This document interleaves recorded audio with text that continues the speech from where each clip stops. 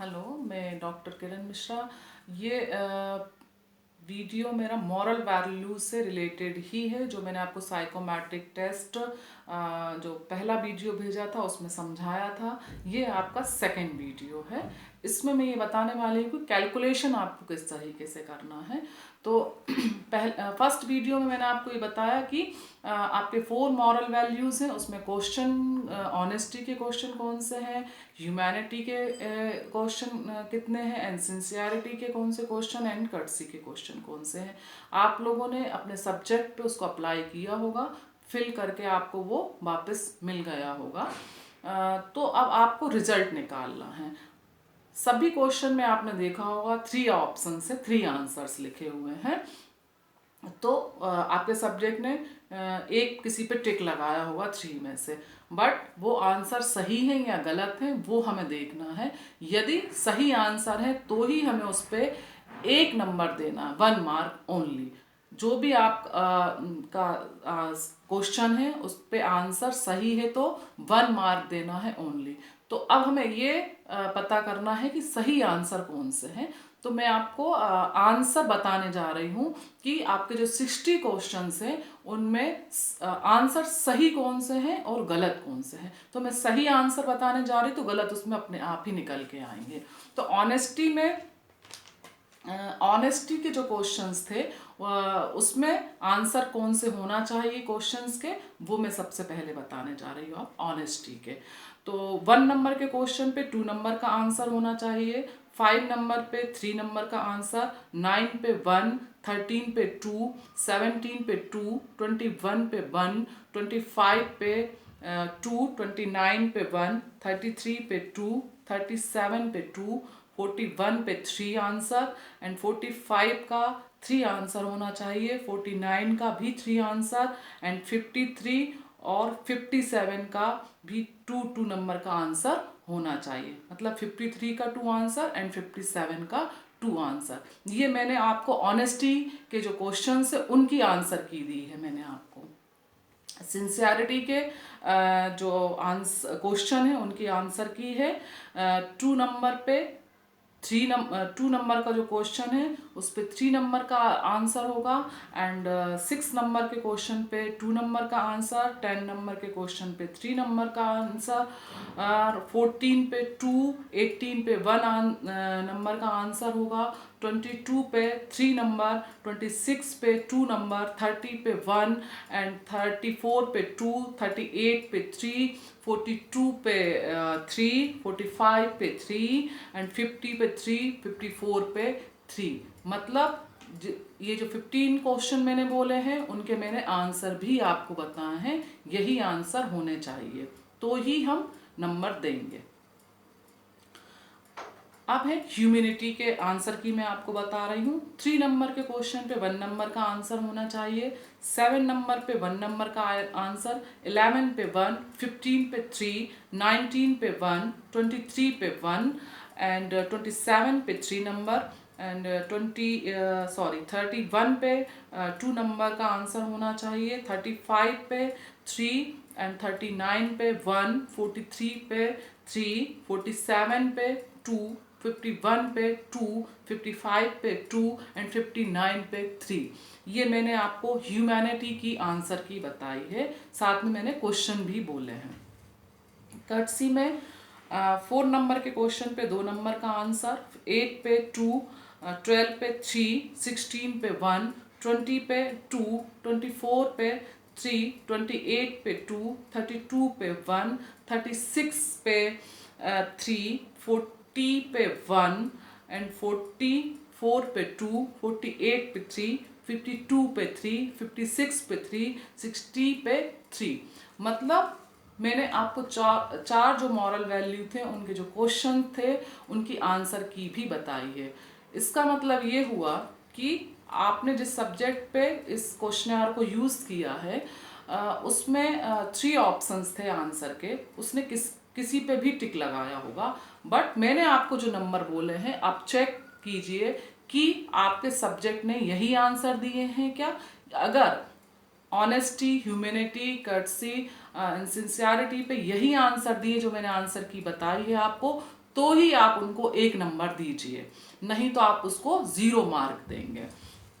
जब आपने नंबर दे दिए 1 नंबर, सही आंसर पे 1 नंबर दिया एंड रॉन्ग आंसर पे आपने 0 नंबर दिए। आपका सब्जेक्ट ने कुछ भी आंसर लगाया हो, बट आपको आंसर की से चेक करना पड़ेगा कि आपके आंसर की से अगर उसका आंसर सही हो रहा है तो ही आप 1 नंबर दीजिए, नहीं तो आप उसको 0 नंबर दीजिए। जब आप पूरा ये नंबर पूरे 60 पे आप नंबर काउंट कर लीजिए, फिर उसके बाद जैसे ऑनेस्टी के आप काउंट कर लीजिए कि उसको कितना नंबर मिला। मान लीजिए सही आंसर उसने हो सकता है 47 दिए हों, 43 दिए हों, 41 दिए हों, तो आप मतलब ऑनेस्टी में उसका नंबर आया 41।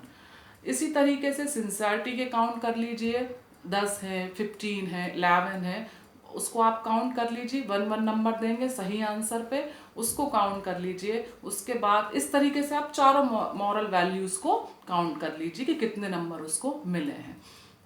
जब आप देखेंगे honesty, sincerity, courtesy and humanity में आप जब देखेंगे कि सबसे हाईएस्ट क्या है, हो सकता है आपका ऑनेस्टी पे सबसे हाईएस्ट नंबर आए हों, तो आप एक टेबल मैं आपको व्हाट्सएप करूँगी। उस टेबल में आप देखेंगे categories of moral value, first part है और सेकंड पार्ट उसमें लिखा हुआ है मेल एंड थर्ड कॉलम है फीमेल का।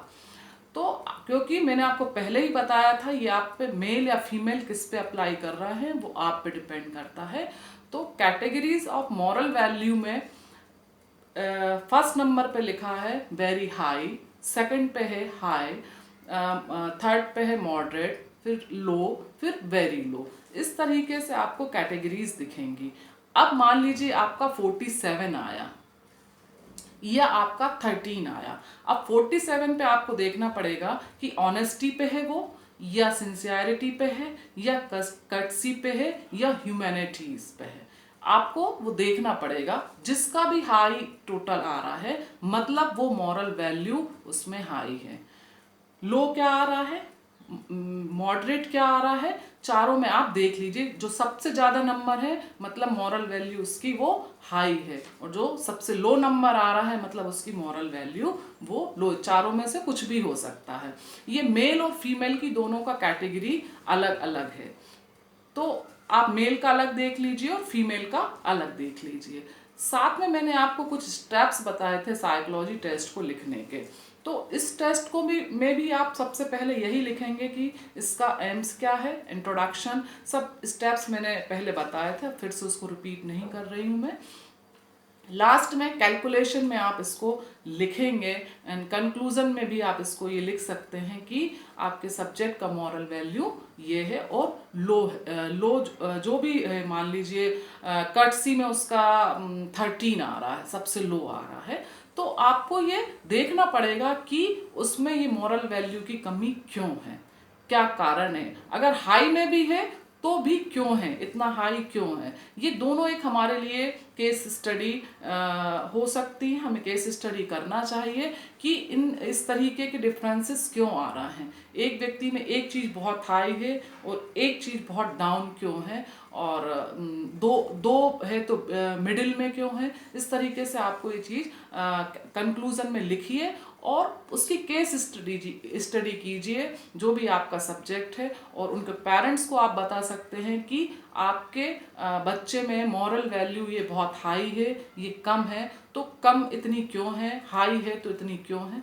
तो मेन पर्पस हमारा यही है मॉरल वैल्यू को पता करने का, कि आपका जो सब्जेक्ट है उसमें इस तरीके की प्रॉब्लम्स क्यों हैं, अगर अच्छी हैं तो भी क्यों हैं। तो दोनों की केस स्टडी पॉजिटिव और नेगेटिव दोनों वे में हम उसको कर सकते हैं। तो मुझे लगता है आपको ये टेस्ट अच्छे से समझ में आया होगा, और ये टेबल मैं आपको व्हाट्सएप करूँगी।